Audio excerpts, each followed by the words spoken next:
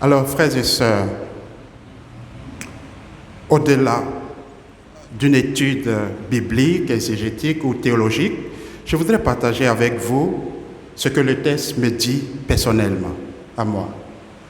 Ça pourrait peut-être vous aider aussi dans votre vie spirituelle.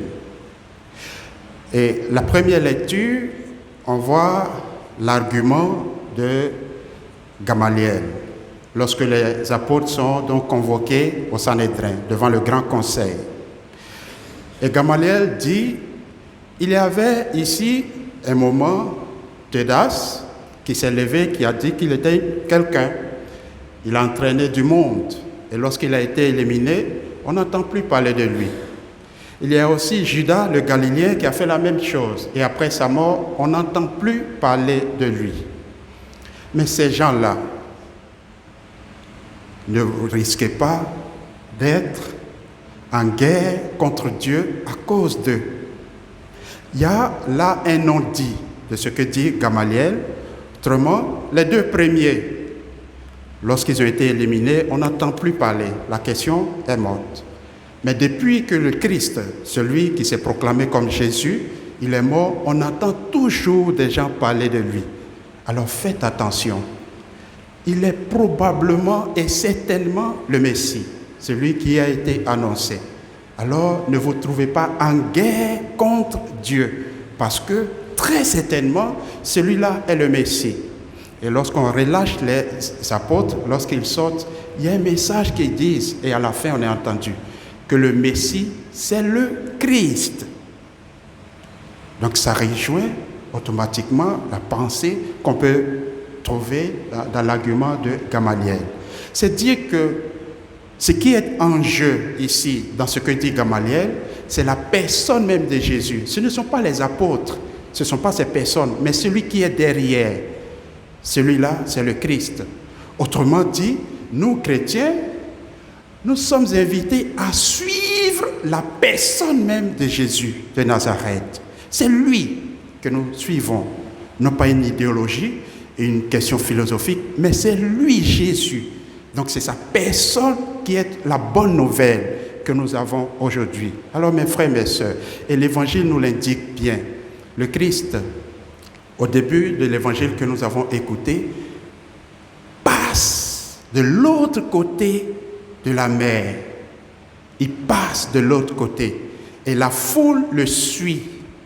Donc Saint Jean décrit cela vraiment de façon... C'est très beau si on imagine un peu. Le Christ passe après avoir donc parcouru, il passe de l'autre côté de la mer et la foule, autrement dit, il entraîne avec lui tous ceux qui le suivent. Alors c'est pour nous dire, est-ce que nous suivons le Christ? Si nous le suivons, nous devons donc nous laisser entraîner avec lui. Et c'est en nous laissant nous entraîner totalement avec lui que le miracle peut se produire. Le miracle des pains. En clair, tant qu'il n'y a pas un changement de nos regards, un changement de mentalité, un changement de perspective, il n'y aura pas de miracle. Le miracle que le Christ nous promet, c'est d'abord et avant tout la paix. Souvenez-vous, lorsque le ressuscité apparaît aux apôtres, il leur dit « La paix soit avec vous ». Et c'est là, puisque le monde, tous ces 5000 hommes, lorsqu'ils mangent, ils sont heureux. Donc la paix, qui parle de la paix, parle de la joie également. Alors le premier miracle que nous avons, en nous laissant entraîner par le Christ, c'est d'avoir la paix et la joie. Le problème pour nous, mes frères et mes sœurs, c'est donc suivre le Christ pour qu'il nous communique cette paix. Et cette paix, nous l'avons véritablement dans la personne de Christ si nous véritablement nous laissons entraîner par lui. Se laisser entraîner par le Christ, c'est le suivre dans tout ce qu'il accomplit, son engagement pour l'homme, son engagement pour le relèvement de l'homme. Mes frères, mes sœurs, il nous arrive de rester toujours au même endroit, de rester toujours statique, de rester toujours là, collé à l'histoire, de rester toujours dans des problèmes du passé, de rester toujours dans des débats, des discussions, des comme on dit en Côte d'Ivoire, des palabres inutiles, de rester toujours dans des querelles. Et parfois, nous les religieux, nous n'en sommes pas épargnés.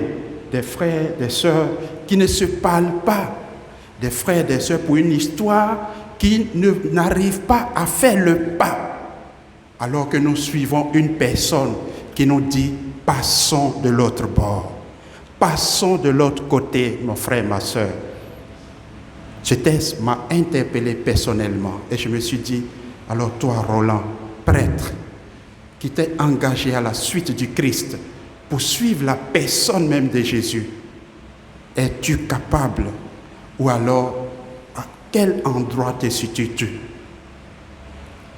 Et j'ai examiné tout le reste pour dire, mes frères et mes sœurs, que notre responsabilité, c'est d'accepter de lâcher prise.